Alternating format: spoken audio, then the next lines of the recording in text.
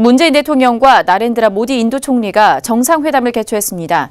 양 정상은 앞으로 특별 전략적 동반자 관계를 성숙한 단계로 심화시킬 것을 약속했는데요. 한편 모디 총리의 특별 요청에 따라 이재용 삼성전자 부회장과 정의선 현대차그룹 수석 부회장과의 국빈 오찬도 마련됐습니다. 자세한 내용은 정세미 기자와 짚어보도록 하겠습니다. 네, 정 기자. 먼저 정상회담 내용부터 좀 살펴보도록 하겠습니다. 양국의 평화 안정을 위해서 함께 좀 노력하기로 했는데 구체적으로 어떤 내용들이 오갔는지 좀 살펴보죠.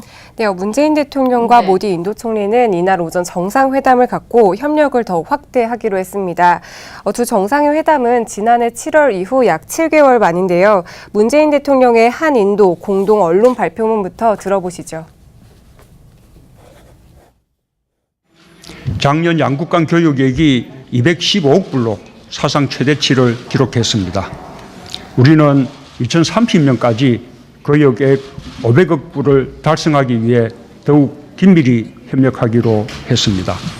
이를 위해 한인도 포괄적 경제 동반자 협정 개선 협상을 이런 시일 내에 마무리하고 네, 보신 것처럼 양국은 2030년까지 교역액 500억 달러를 목표로 협력하기로 했는데요. 이를 위해 진행 중인 한인도 포괄적 경제 동반자 협정 개선 협상을 마무리하고 원산지 증명 전자교환제와 수입 규제 조치 완화 등의 제도도 개선됩니다. 또한 인도가 역점 추진 중인 철도와 항만 등 인프라와 농수산 분야 등의 개발 사업에 국내 기업 참여도 확대됩니다. 특히 모디 총리는 한반도의 완전한 비핵화와 항구적 평화 정착에 지지를 표명했는데요. 이에 따라 양 정상은 한국 정부의 신남방 정책과 인도의 신동방 정책을 접목시켜 양국 간의 소통과 협력을 강화해 나가기로 했습니다.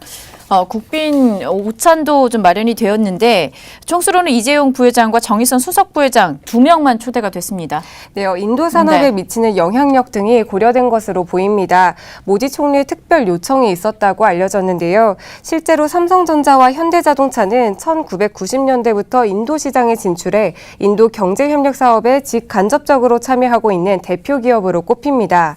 지난 1995년 인도에 진출한 삼성전자는 현재 노이다와 챈나이에 생산 공장을 두고 있는데요.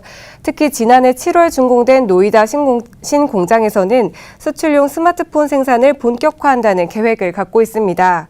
현대차도 1996년 인도 법인을 설립하고 같은 해 챈나이 공장을 착공했는데요. 1998년 상트로를 시작으로 2016년 기준 누적 700만 대를 생산 판매했는데 올해 하반기부터는 기아차도 30만 대 규모의 아난타푸르 공장을 가동하며 현지 시장에 진출합니다. 한편 이외에도 우유철 현대로템 부회장, 이성수 한화디펜스 대표이사, 김영주 무역협회장 등 세계 관계자들이 회담에 참석했습니다. 자, 마지막으로 이번 회담이 양국에 있어서 어떤 의미가 되는지 좀 점검해 보죠. 네, 인도는 세계 시장이 주목하는 신흥국으로 특히 문 대통령의 신남방 정책의 핵심 협력 국가로 꼽힙니다. 14억 명 규모의 세계 2위 인구를 보유해 약 7%대의 높은 경제 성장률로 글로벌 경제대국으로 부상하고 있는데요. 특히 기존의 교역을 넘어 인프라와 우주 등 다양한 분야의 실질 협력 증진 방안이 구체적으로 논의될 전망입니다. 인도는 사실 잠재력이나 가능성을 생각할 때 그만큼 개발이 많이 안 됐잖아요. 우리가 전 세계로 세계화되는 데 있어서 미국, 중국에서 인도와 같은 제3의 가능성 있는 나라로 다 변화해 나가는 하나의 좋은 계기가 될 거로 저는 생각됩니다. 네, 이번 정상회담으로 양국 관계의 새 전환을 맞을지 관심이 모아집니다. 네, 앞으로 양국 관계에 있어서 조금 더 단단한 관계가 되기를 기대를 해보도록 하겠습니다. 지금까지 정세미 기자와 함께했습니다.